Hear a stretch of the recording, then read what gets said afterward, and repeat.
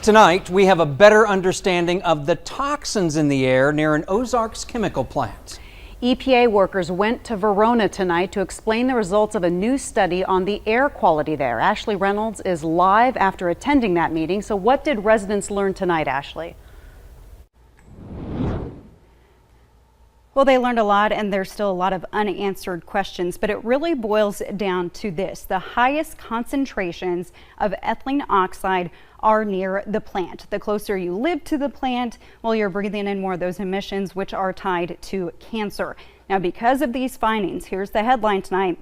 The EPA will do more of these tests. They want to do more of these air monitoring tests because the experts say they will not clarify what is a safe or an acceptable amount. They just want to lower the risk of cancer here. I'm pretty sure I got cancer from the exposure of the chemicals here in town. Cheyenne Newman says it's a battle she should not have to fight. Stage 3 breast cancer, but I just finished my treatment. Final chemo, woohoo!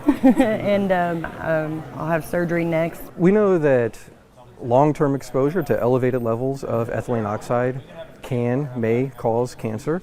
And so we want to make sure that the residents that live here in Verona are protected from ethylene oxide emissions. Earlier this year, for 4 months, machines collected air samples from these air monitors at 3 locations around town, at the school, near City Hall, and the sewer plant. The sewer plant is next to BCP ingredients and had the highest concentration of ethylene oxide. Sometimes levels reached 5 parts per billion, but averaged 2.5 parts per billion. The air monitoring project cost $400,000. I would like them to be more accountable for the product that they're working with. In a small town, we rely on businesses and the tax dollars that they put into our community. I mean, quite frankly, we need that to survive. But with something of that magnitude comes great responsibility. In my heart, I know that it's not right. I mean, my wife is living proof. She still is the same. God's got us covered. Doesn't he? Yes, he does. Back here live tonight in Verona, where that important meeting with federal officials just wrapped up. Now, BCP did not have a presentation tonight, but I want to mention, though, a worker was in the crowd, identified himself, and he says that they are collecting and evaluating this information from the air monitoring study.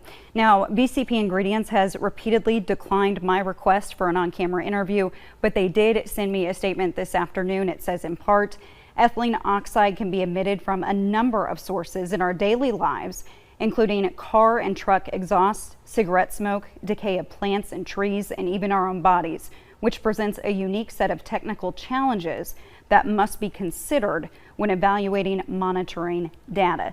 But again, keep in mind, EPA workers said over and over tonight that the highest levels are near the plant. No word when EPA will start those new tests, but we'll be sure to follow this story. We're live in Verona tonight. For On Your Side, I'm Ashley Reynolds.